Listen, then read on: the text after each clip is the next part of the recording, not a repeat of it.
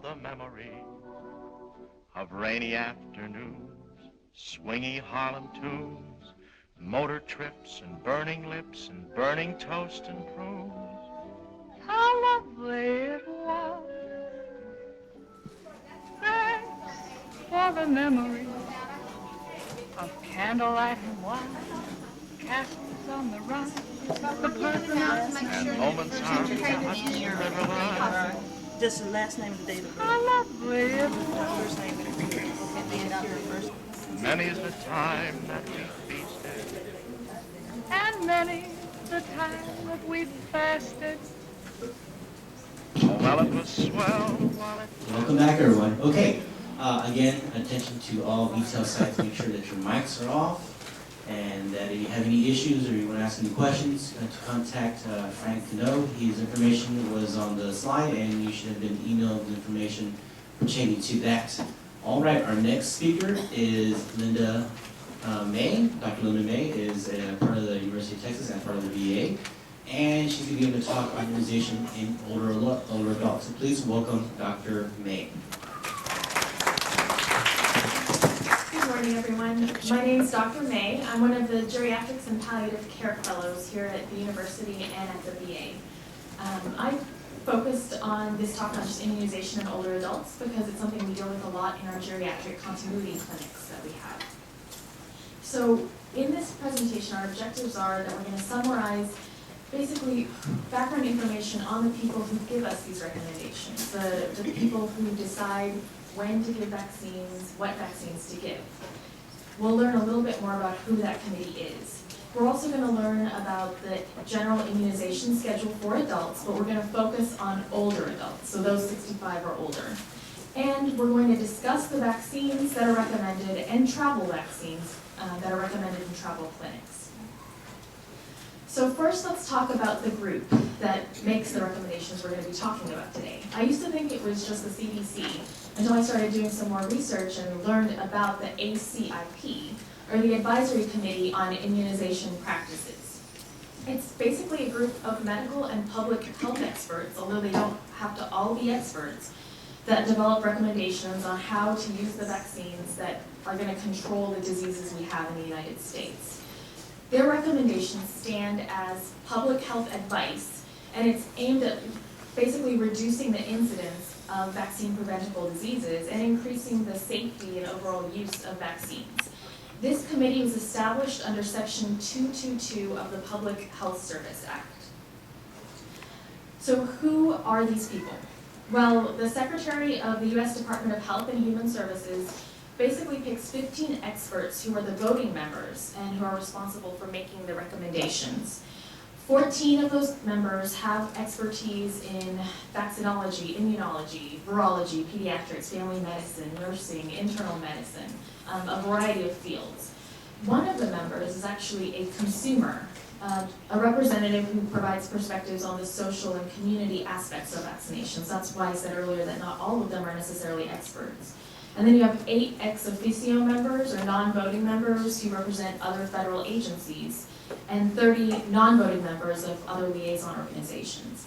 Obviously, people that have certain vaccine-related interests or any way to gain from this are not allowed to apply and are not considered as an appointee or considered for membership. They meet 3 times a year at the CDC in Atlanta, Georgia. Their meetings are open to the public and you can watch them online on webcast. At these meetings, they discuss outbreaks of any vaccine-preventable diseases that have happened throughout the year. Obviously, they're talking about like the measles outbreaks we had earlier, or just any changes in vaccine supply if there's been shortages of vaccines.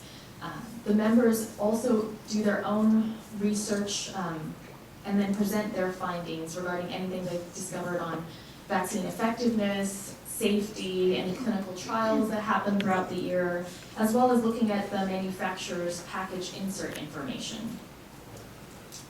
When they make recommendations for any vaccine, what they're looking at is the safety and effectiveness of the vaccine when it's given at specific ages. So only vaccines licensed by the FDA are recommended. They also look at the severity of the disease that the vaccine targets. They're going to look at vaccines that prevent illnesses that cause long-term health problems or complications such as death. Those are the illnesses they're going to focus the vaccines on. They're also going to look at the number of people who get the disease if there is no vaccine. They're going to ideally look at vaccines that would provide the most benefit to the most number of people. They're also going to look at how well a vaccine would work for people based on their age, because as we'll get into later on, your immune response does vary depending on what age you are when you receive the vaccine. Today we're going to focus on vaccines for older adults, so those older than 65. I chose the most common vaccines given in order of, well, my own personal interests. Flu is something we give and deal with every year, as well as the Prevnar and pneumococcal vaccines are also vaccines we're focused on quite frequently. Everyone's heard of shingles or the Zostavax vaccine. We're also going to look at the tetanus vaccine, and then finally we're going to end with just some travelers' vaccinations. I picked a few that are the most common that people look at when they're traveling. And we'll go through these one by one. First, I'm going to talk about just general precautions. These apply to all vaccines. You're going to hear me reiterating a lot of these precautions because you have to discuss them when you're giving a vaccine. First one is don't give it to a patient if they had a prior anaphylactic reaction to it or any part of a dose of it. And when I say anaphylactic reaction, I'm not referring to they got itchy or they got hives. I'm referring to your tongue swelling, your airway closing, like serious reactions. So when they say they're allergic, specifically ask the patient, what do you mean when you say you're allergic? Also, anyone who's developed what we call Guillain-Barré syndrome, which is a neurologic syndrome that basically affects the cranial nerves and your respiratory system. If they've had any kind of reaction like that after the vaccine, obviously you can't give it. You also don't want to give the vaccine if anyone is moderately or severely ill at the time of the vaccine. You have to wait until their symptoms resolve, and this does not mean like a fever or you just feel a little sick. Inactivated vaccines are, for the most part, acceptable. It's the live vaccines that you have to worry about someone being immunocompromised, undergoing like cancer treatments, or on steroids. And for any patient that you've have a clinically significant reaction to a vaccine, you want to go to the website to report it so that the CDC and the ACIP can be up to date on all the reactions. So first we're going to talk about the disease influenza, or the flu. It's a contagious respiratory illness. It's caused by the flu viruses. 5 to 20% of us get the flu each year, and more than 200,000 are hospitalized for its complications. Flu season typically starts in the fall about October. It can peak in January or February and lasts until about mid-May. Most healthy adults can infect another adult for about a day before they get symptoms and up to 5 to 7 days after symptoms. Complications can be anything from ear infections and slight dehydration to pneumonia and an illness severe enough to cause hospitalization. The illness itself lasts about 1 to 2 weeks, and the CDC monitors the activity and produces a report each week, starting in October and going through mid-May. And if you go online, you can actually pull up and see. I have a few of them posted up here. As you can see, depending on your age, the illness was more severe the older you are. So the hospitalizations were higher in that green line that shows elderly people older than 65. Although I wanted to put the pediatric one. I know we don't deal much with peds, but just to emphasize that this is a serious illness, a serious disease, a serious virus, and it can cause deaths in pediatric people as well. And then they do also post just the general activity among all the states. As you can see, Texas was kind of low to moderate range this year. So the vaccine itself is indicated, I would say in everybody, but since we're talking about elderly, people older than 65 who have high-risk conditions like anything respiratory, chronic pulmonary disease like COPD or asthma, cardiovascular, except for high blood pressure. So when we say cardiovascular, if they've had like an acute myocardial infarction in the past, or they have congestive heart failure, any chronic liver or kidney diseases or blood disorders, if they're immunosuppressed, if they're taking steroids for a condition, or if they have any metabolic disorders like diabetes, or any neurological disorders like spinal cord disorders or seizures. You want to also consider people living in long-term care facilities, like nursing homes, and anyone who's a household contact of a high-risk adult. It's one dose, it's administered annually, and the only class approved for elderly adults is the inactivated influenza vaccine, so not the live version. Contraindications would be if you've had an allergic reaction to the vaccine before, or if you're allergic to eggs, which is a component of the vaccine. You also don't want to give the live vaccine to anyone over the age of 50. And as we mentioned earlier, if you've had any kind of reaction like Guillain-Barré or a respiratory problem after receiving one of the doses. It's a trivalent influenza vaccine, and you refrigerate it, and you inject it in the deltoid muscle. You want to administer it as early as October, and you can administer it as late as May. There is a new high-dose formulation out, and it's basically 2 strains of influenza A and 1 strain of B, and it's approved only for adults who are age 65 or older. It basically has 4 times the amount of hemagglutinin for each strain. So this causes there to be better titers and a greater rate of seroconversion. So it's 24% greater efficacy compared to just a normal flu vaccine. That being said, it will cause more injection site reactivity, but they're saying it's still well tolerated, and that's why they're recommending it for elderly adults, and we've been giving it in the CLC routinely. Side effects will include the soreness, the redness at the injection site, which should go away after a couple of days, and symptoms typical to flu, because I know patients sometimes say, oh, I got the flu vaccine and it gave me flu. That's technically not true. If the hoarseness, sore, red eyes, cough, itchiness, fever, aches might resemble it, but it shouldn't last as long and it should go away.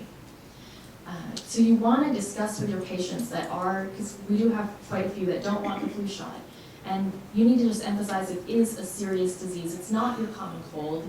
Elderly people are more susceptible and they can end up in the hospital because of it. It's also easily spread to other people, so if they have any children at home or people that are vulnerable, you want to emphasize that they accept the vaccine. It's also effective in preventing death, hospitalizations, and pneumonias, especially these rates go up if they're in a long-term care institution. Another illness that we try to prevent is pneumonia caused by streptococcus. It's also a leading infectious cause of serious illness, and it can cause bacteremia, or it can go to your bloodstream. It can even cause meningitis among older adults. It's found in the upper respiratory tract, and it's most often in older people or those with a predisposing condition like any lung disease or if they've had their spleen removed. There's about 40,000 cases of meningitis and bacteremia annually. And fewer older adults will become infected if they're around children whom have been vaccinated. So that's another reason you want to just promote vaccines in general. Financially, Medicare Part B will cover all the cost of the vaccine. So if they try to use finances to get out of the vaccine, you want to just focus on the fact that it is covered. There's 2 vaccines. Prevnar, or pneumococcal conjugate vaccine 13, is the most recent one. We're all more familiar with Pneumovax, or the pneumococcal polysaccharide vaccine 23. They're pretty much the same. It's just Prevnar 13 prevents against 13 strains, pneumococcal against 23, and Prevnar 13 prevents against pneumonia, which Pneumovax does not. And you should not give them at the same time. We're going to go into the administration because it varies, especially now that Prevnar 13 recently came out, depending on when they got the Pneumovax. So Prevnar 13 is new because it was approved only in 2011 by the FDA for those older than 50. In June 2014, there was a study in the Netherlands that showed that it was actually very good at preventing pneumonia in older adults. And that's why the ACIP pushed for it to be fast-tracked, and it was available by August of 2014, because usually vaccines take longer once they've been approved by the FDA. And so in 2014 is when it became recommended to everyone to start giving it in conjunction with the Pneumovax. And they're saying that they're going to reevaluate in 2018 and revise the dosing administration once they see how effective it's been since then. Pneumovax is the one we're more used to. It's recommended in those older than 65. If you have someone who's never had either of the vaccines, then you're going to give Prevnar first. Then you're going to wait 6 to 12 months. In the CLC, or in the Geri clinic, we like to wait a year. But you can wait as short as 8 weeks, but ideally 6 to 12 months later, you're going to give the Pneumovax. Now, if they've already had Pneumovax, then you want to wait to have the interval be 1 year in between them getting the Pneumovax and the Prevnar 13. And for those who need a second dose, and I'll explain this, why someone would have had a dose earlier than 65, but if they need a second dose, then that second dose should go after the Prevnar. I'll do some slides showing just visuals, because I'm better at visuals when it comes to algorithms and demonstrating. Pneumovax, a second dose would only be needed if you've been given it before you were 65. And those people are people who've had chronic syndromes like nephrotic syndrome or kidney problems, like kidney failure if they've had their spleen removed, or any immunocompromised condition. So these are the pictures I was talking about.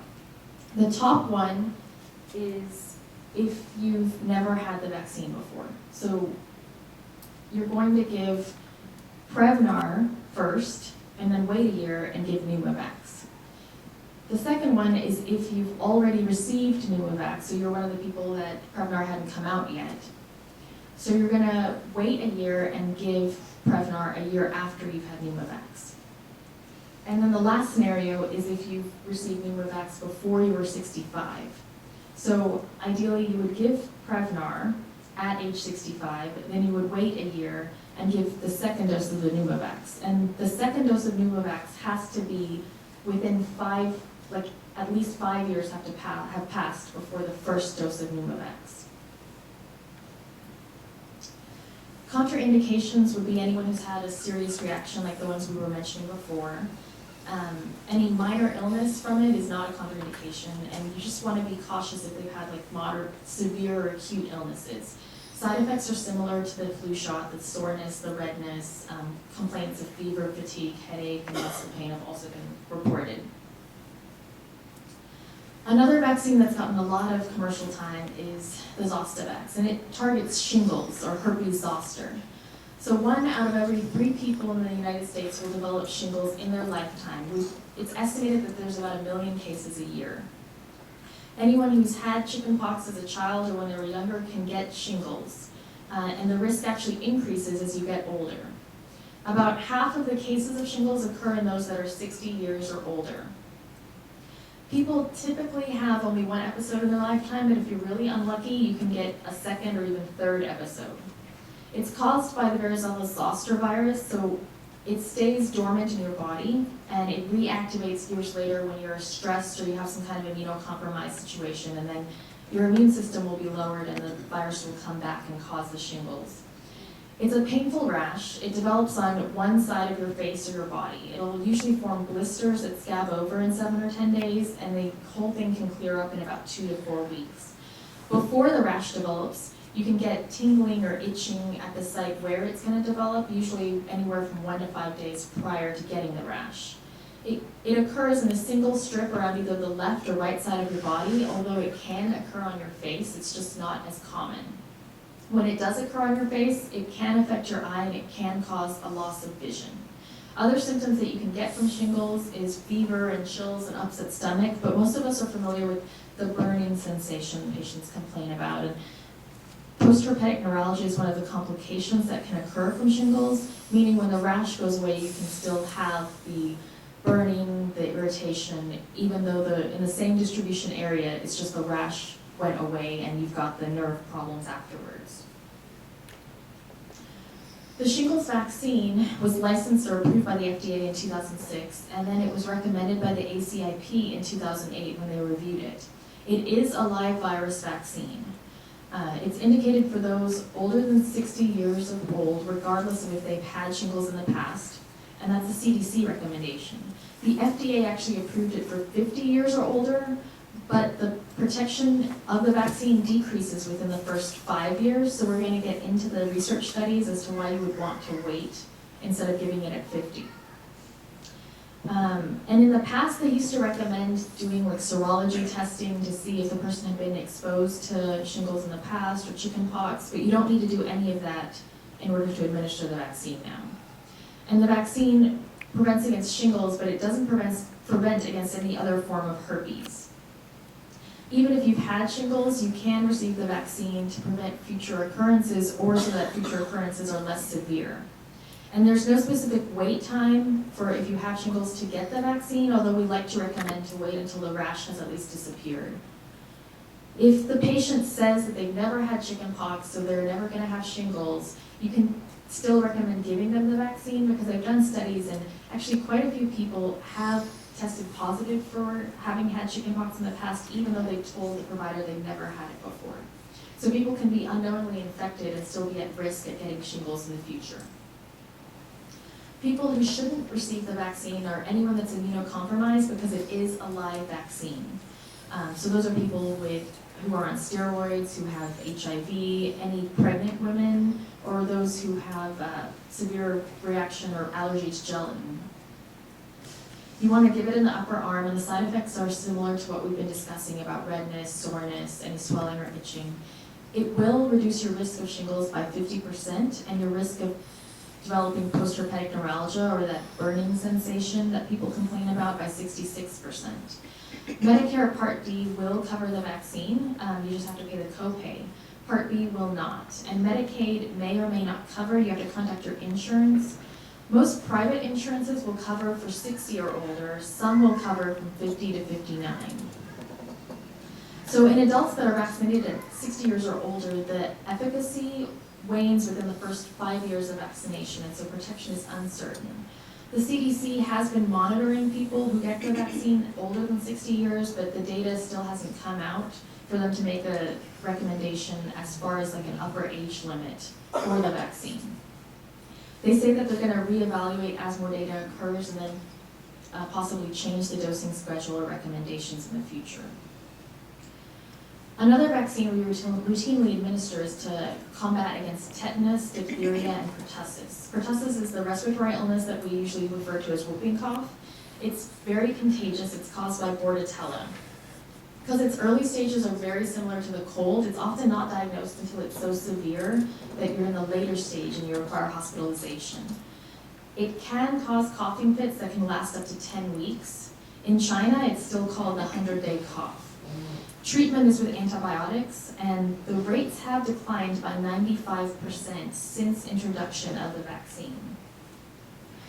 In the early 20th century, there was routinely anywhere from 100 to 200,000 cases annually, and this dropped to 5,000 on average in the 1990s. Cases have started to rise again to about 48,000, and we think that this is multifactorial and partly due to the fact that children haven't been getting the vaccine. So that passes along to elderly people who are more at risk when they're around children who are unvaccinated. Another reason could be that the vaccine itself was changed from a whole cell pertussis to an acellular pertussis. And the reason this was changed is because there were greater reactions and higher fevers with the whole cell. Unfortunately, the protection with the acellular is shorter, and the rate of asymptomatic shedding is higher with the acellular pertussis. All of this and the resurgence of pertussis prompted recommendation changes with the vaccine, so now they're recommending a Tdap booster for adolescents and adults. So what this means is even though if you've had the regular tetanus shot, which we all update every 10 years, regardless of when you last had it, we want to recommend the Tdap because it has a pertussis component, and anyone 18 years or older, and there's no upper age limit on that. And so if they haven't received the Tdap, you want to give them the Tdap booster. And then you can resume giving the normal tetanus shot every 10 years. We just want to make sure that everyone's had the booster at least once in their lifetime. It's inactivated, but the contraindications are just encephalopathy or any kind of like neurological problems 7 days after you've gotten a dose of either the tetanus or the pertussis component. You also want to be careful if you have any severe or acute illness, or if you have any unstable neurological disorder like epilepsy or encephalopathy. They're asking that you make sure that the patient's stabilized and treated before they get the vaccine. And the side effects are the side effects we've been discussing, which is the fever, redness, swelling around the injection site.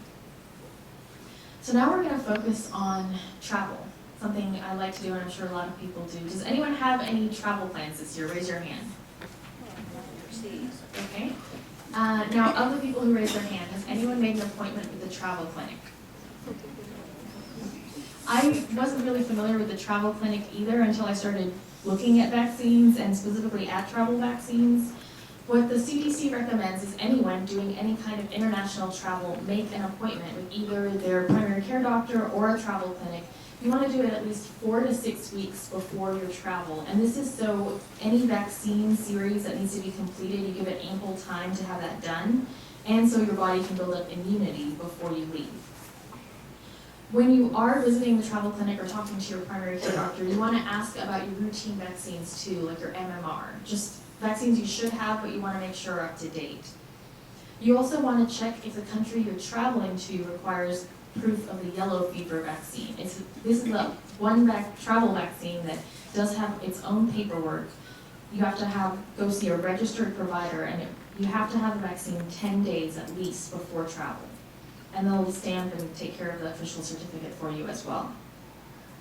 So the vaccines that we're going to talk about are the measles, mumps, rubella vaccine, or the MMR, the meningococcal vaccine, the hepatitis A vaccine, hepatitis B vaccine, and yellow fever vaccine.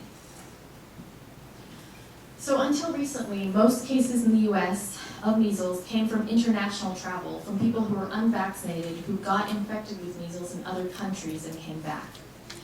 It is a common disease in parts of the world like Europe, Asia, Pacific, and Africa.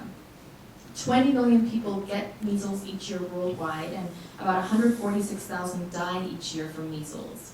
Anyone who isn't protected against measles is at risk of getting infected when they travel internationally.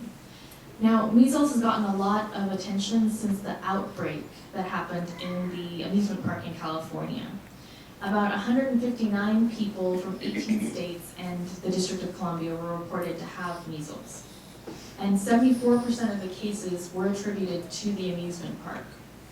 This has been a record number of measles outbreaks since about 2000.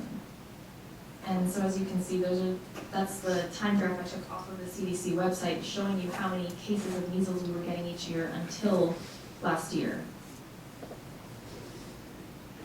So measles is a virus. It causes a rash, cough, runny nose, fever, eye irritation, but it can lead to severe consequences like brain damage and death. The reason that we've been getting an outbreak or rise in this is because people have been against vaccinations.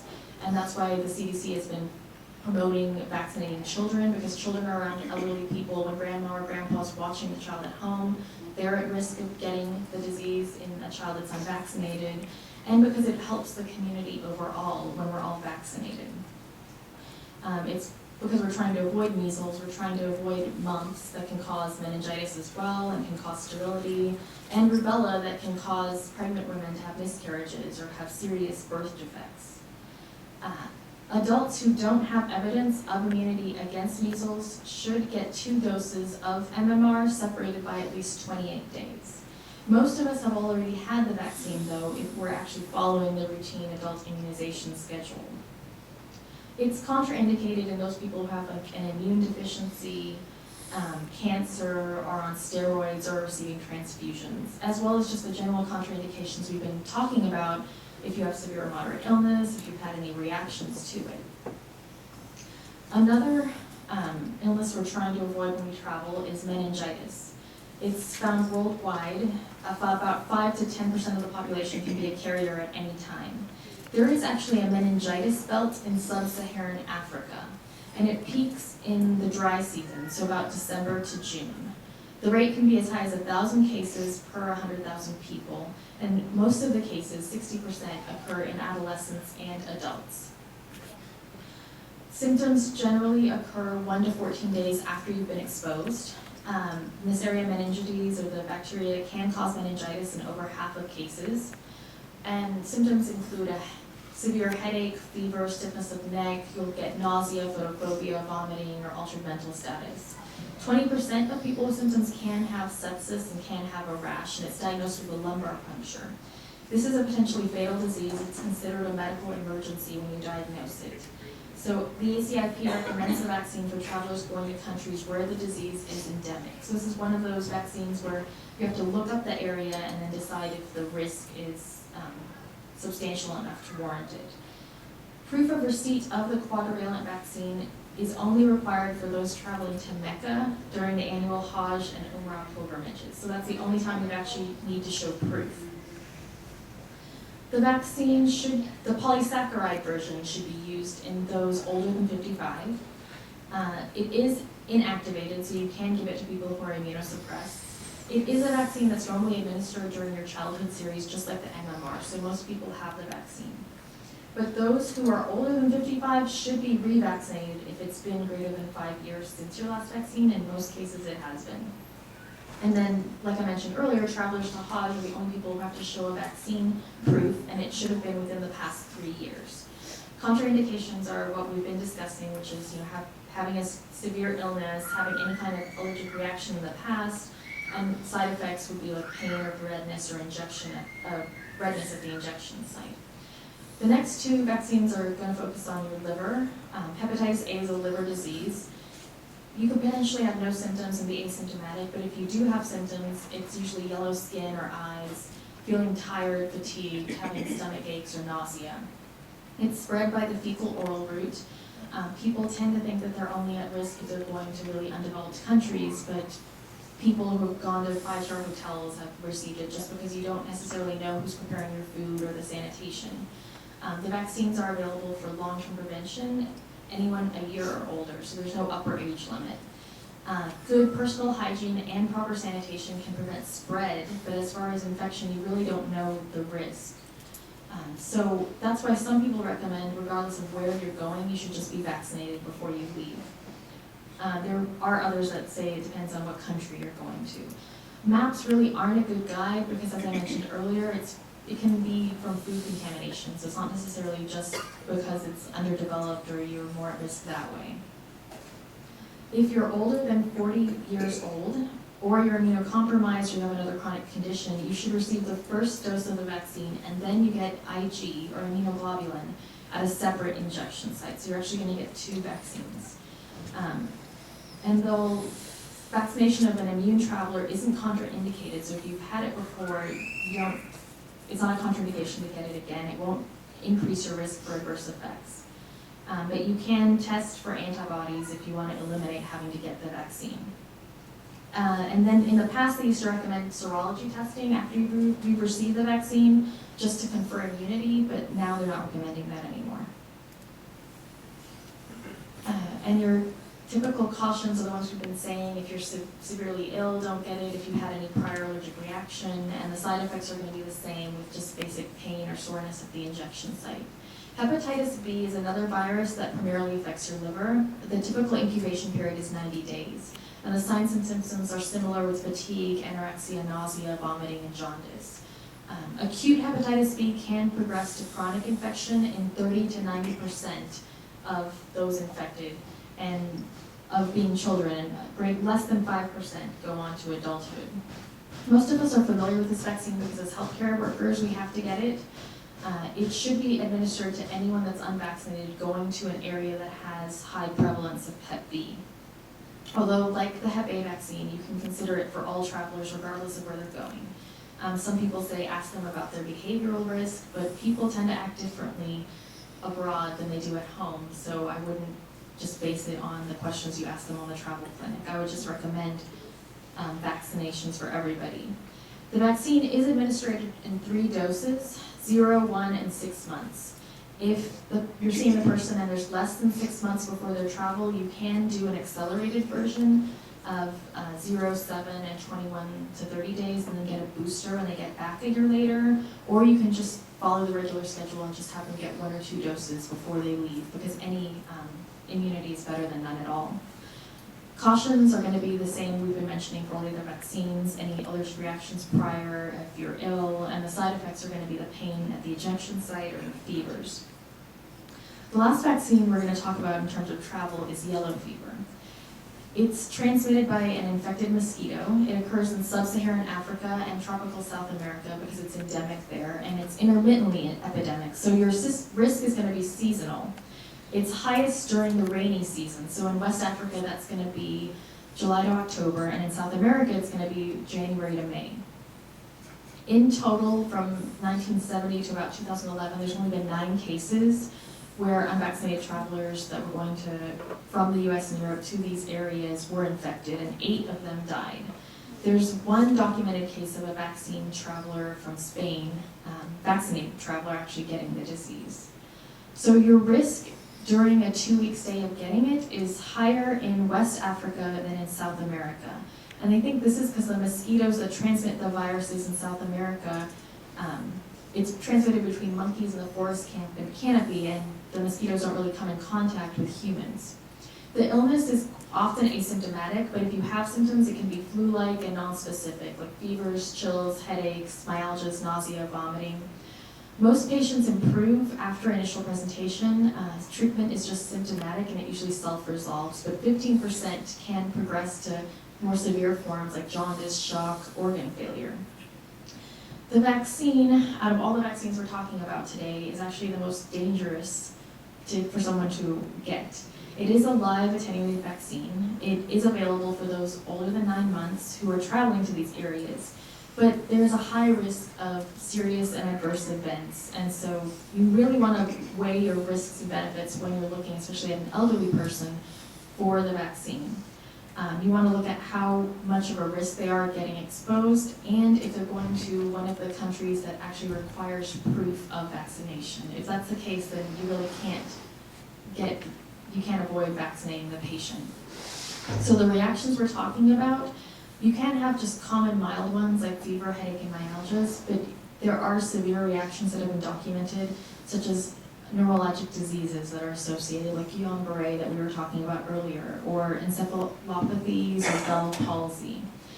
So it's contraindicated in people that are younger than 6 months, anyone that's allergic to eggs, chicken protein, gelatin, or any immunocompromised person.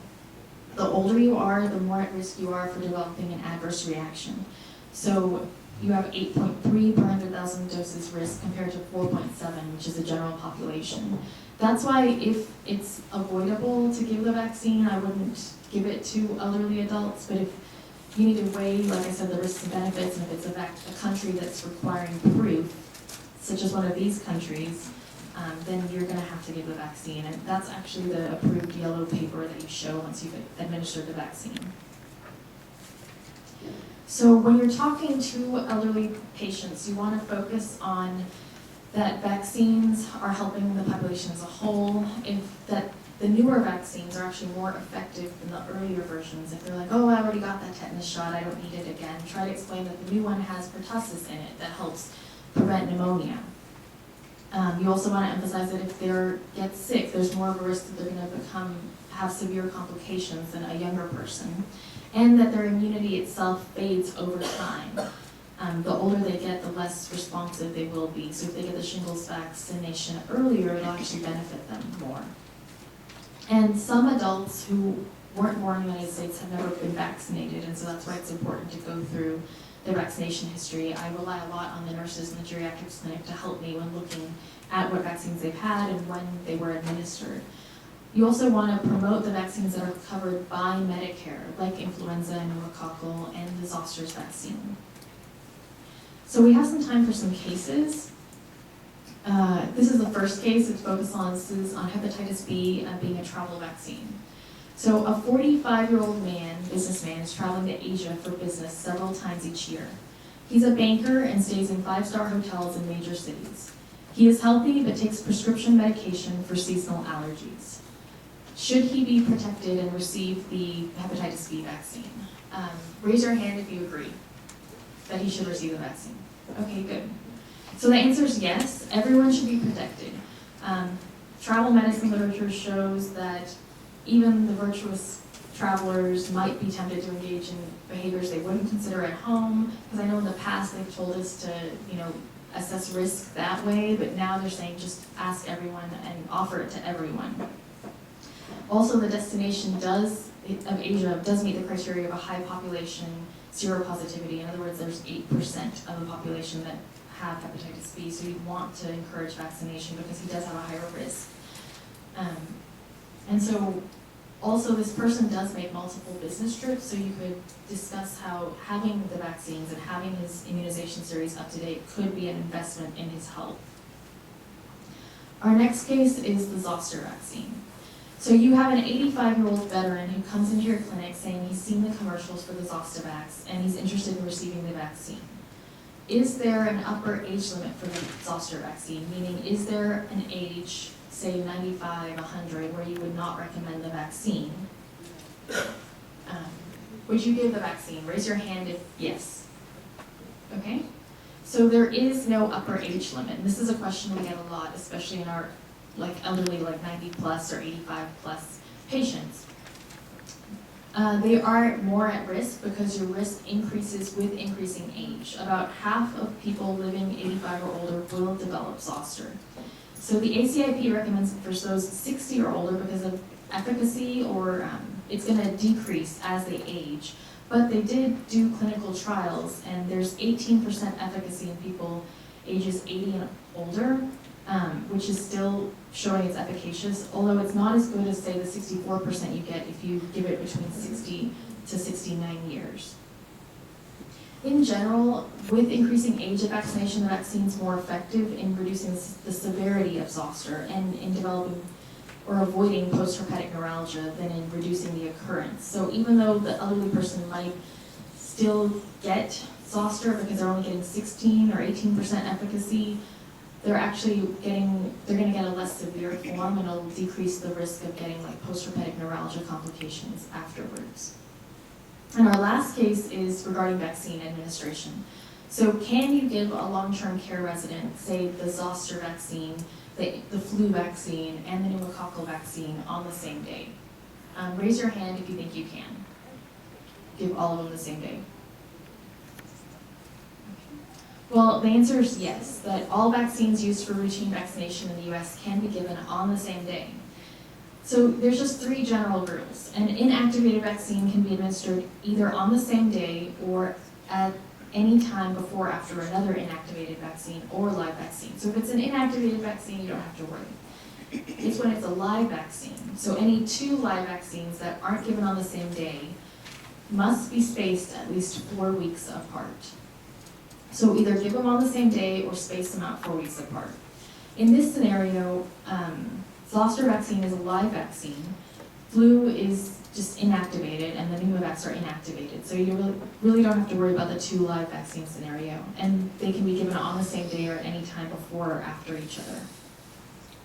So I think I have some time for some questions if anyone has any. Yes? All right, as a nurse, I've always been taught that if you give a vaccine, you want to give one in one arm, one in the other. They don't have to have it that day, because if they have any kind of a reaction, you're not going to know what did I give. So that's one of the reasons why we recommend not giving more than 2 on one day. Is that still stand, or is this?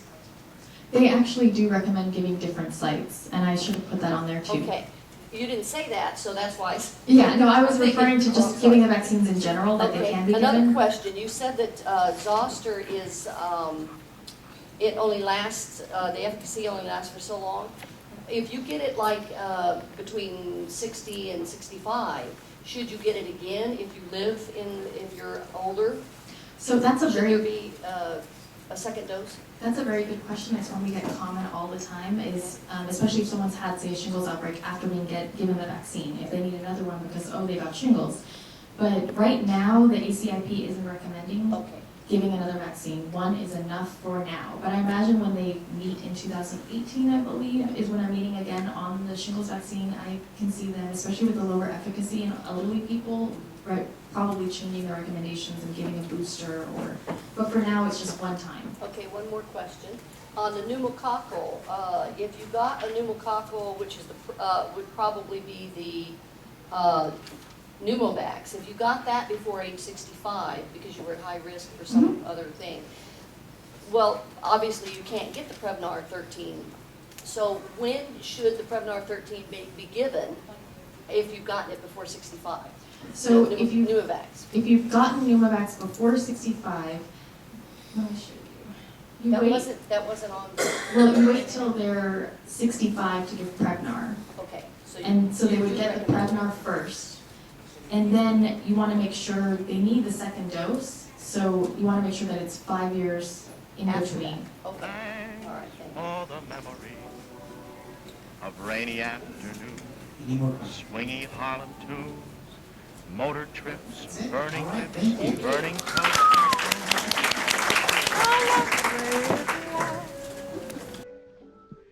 Thanks for the memory of candlelight and wine, castles on the Rhine, the Parthenon. And moments on the Hudson River line.